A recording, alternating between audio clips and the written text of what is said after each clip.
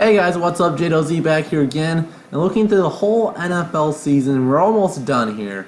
It's time to see who the MVP is, who is the most valuable player in the whole NFL. Let's get started. Skol Vikings, let's win this game. Skol Vikings, honor your name.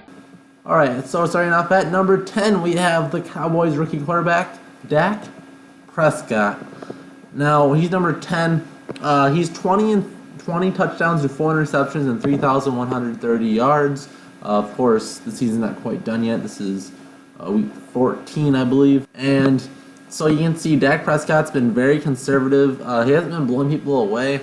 And the whole comparison between him and Tony Romo, I think, is a lot more close than a lot of people would presume. Now, of course, Dak Prescott's been their guy. I'm not saying that Tony Romo should be starting, but the attribute-wise and as far as numbers wouldn't be much different if Tony was in there, because Dak gets the benefit of the doubt from the Ezekiel Elliott running the ball to take a lot of pressure off of him. He has Dez Bryant, right around a top 10 receiver to throw to, probably in the top 10. And of course, Jason Witten, who can take a lot of pressure off as well. But of course, the Cowboys are already in the playoffs, so without him, who really knows where they would be? But I think they'd be about the same with Tony Romo. It helps having the best backup quarterback in the league on your team. Number 9, we move to New Orleans to Drew Brees, the NFL leader in yards and right up there in touchdowns. 30 touchdowns to 14 interceptions for 4,000 yards. Drew Brees, if his team was doing any good whatsoever, looking at their record right now, they are not in a good position to be. They are 5-8 right now. So if those numbers were flipped around, if they're 8-5, Drew Brees would be on the top end of this list. But the way it is now, he is the only real reason they even have their wins. If he wasn't on their team, remember, most valuable player, how valuable is there to their team? If they're on their team, it'd be hard to see if the Saints would even win 2 games this year. So that's why, even though the Saints are 5-8, Drew Brees makes the list.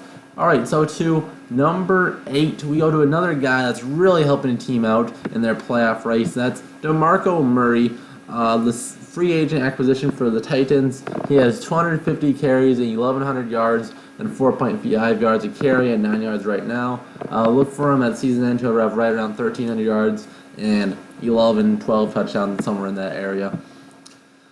DeMarco Murray. A lot of people just said it was all the Cowboys' offensive line that let him have his great year, where he started with 2,000 yards just a few years ago, and now he's back with the Titans, being the second in the league in rushing and carrying the Titans on their playoff hopes, trying to make the playoffs. And he's been the offense most of the time. Mariota's attributed somewhat, but I don't think they'd be where they were without DeMarco Murray. So next, we go to the only wide receiver on the list, and that is Julio Jones.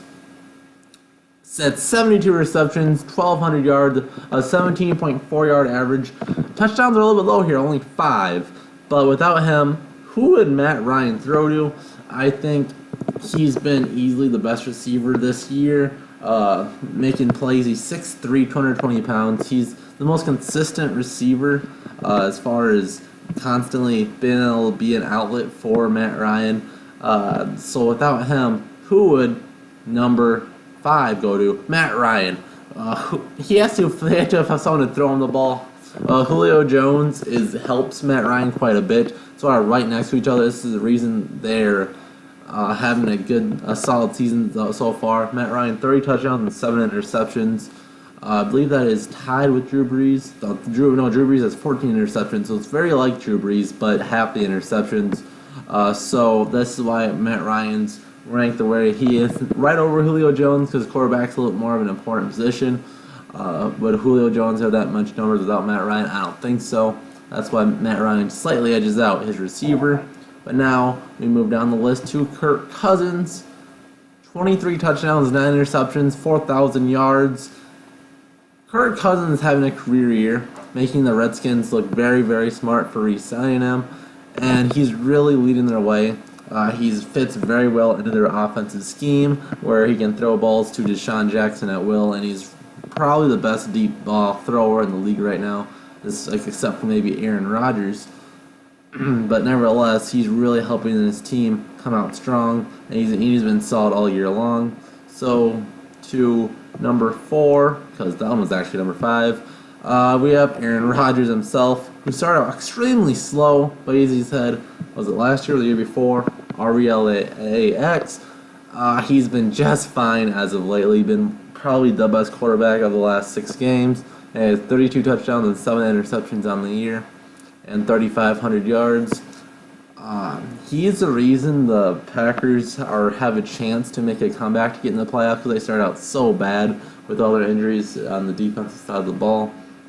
Now, of course, I'm a Vikings fan, so I hope this man stays in 3rd place in the division. The Vikings can stay in 2nd and hopefully get a wild card spot. But the way he's been playing right now has been very tough for my favorite team. So now to number 3, we go to Derek Carr, who I think has been very underlooked this year, being perhaps the best quarterback in the league. He has 24 touchdowns to only 5 interceptions, 3,400 yards, and a 96 rating. Now, he has a solid team around him. The Raiders are one of the more balanced teams in the league. He has Amari Cooper to throw the ball to. He has a solid running back. He has Khalil Mack getting sacks all the time on defense. Very solid team overall, but Derek Carr is the whole general on the offensive side of the ball. Hold 24 touchdowns. He's been very consistent in making plays every Sunday to keep this game, to keep the team in the hunt, and they're a reason they're a win away from getting in the playoffs as of this recording. And now to a T, another Cowboy, we go to Ezekiel Elliott, Rookie of the Year without even needing the votes. He's been absolutely phenomenal. 287 carries for 1,300 yards, or 4.9 yards per carry average, with already 12 touchdowns. He has slowed down a little bit. He was flirting with earlier in the year, he's going to get 2,000 yards easy, and now it's going to be quite the miracle if he gets it. He'll look to end of the year. It's still very impressive, 1,500 to 1,600 yards. And probably 13, 14, maybe even 15 touchdowns at the year end. A very, very solid year for Ezekiel Elliott. So many people are just giving way too much credit to the Cowboys' offensive line, whether or not it has been very outstanding. But Ezekiel Elliott's making people from last year look like a joke running the football, and he makes plays after contact. And I think the Cowboys wouldn't be anywhere near where they would be. They'd probably be sitting 8-8, 7-9 if they didn't have their 2 rookies playing so phenomenally, Dak Prescott and Ezekiel Elliott. The Cowboys usually have a lead going in the 4th quarter. Well, a team that usually doesn't have sole lead is number 1 for MVP. I think should be in the MVP, Matt Stafford. 22 touchdowns, 7 interceptions. I believe all those touchdowns are in the 4th quarter, if I do remember right. And 3,400 yards and a 97 rating. Matt Stafford is something else. It's like he just kind of chills the first 3 quarters of the game. Then, remember Tebow time? Well, Matt Stafford has a full 4th quarter where it's about 3 times the level of Tim Tebow time. He just dominates everyone in the 4th quarter. All their wins are 4th quarter comebacks, and the reason they snuck their way into first place in the NFC North, and maybe snuck the place in one of the best teams in the NFC, maybe right behind the Cowboys, really. They're a very scary team, very hard to beat when you're there. Every game's gone to the edge, and it's been whether or not the Lions have the ball when the game ends, if they're going to lose or if they're going to win, because they'll always be making the final plays to win the game when they need it, because Matt Stafford's been ice cold and without question the MVP of the 2016-2017 NFL year. Now, I know what all of you guys are thinking right now. Where's Brady? Where's Brady? Well, my question to that is, how can a guy that with their team start out, I believe 4-1 or 3-1, whatever, and then keeps the winning percentage about the same. The team hasn't changed too much. They're winning without Gronk in the beginning of the year too, and I don't know how you can say he's the MVP after the team starts out 3-1 and Tom Brady keeps them with about that same 3-1 win ratio throughout the year. If that's anything, it's just another player in the Bill Belichick pot that's helping the Patriots be one of the best teams again. I believe they're tied in first place, if I believe, for the most wins, them and the Cowboys. So I think Tom Brady's getting way too much credit. Yeah, his numbers are good, but look at what MVP stands for, most valuable player. If you take Tom Brady off the Patriots, they're still getting 3 wins for every loss. Well, that's just where I stand on it, but nevertheless, I think Stafford should be more deserving of the award. No Calvin Johnson, no problem. Give Matt Stafford the MVP. I'm going to see you guys next time.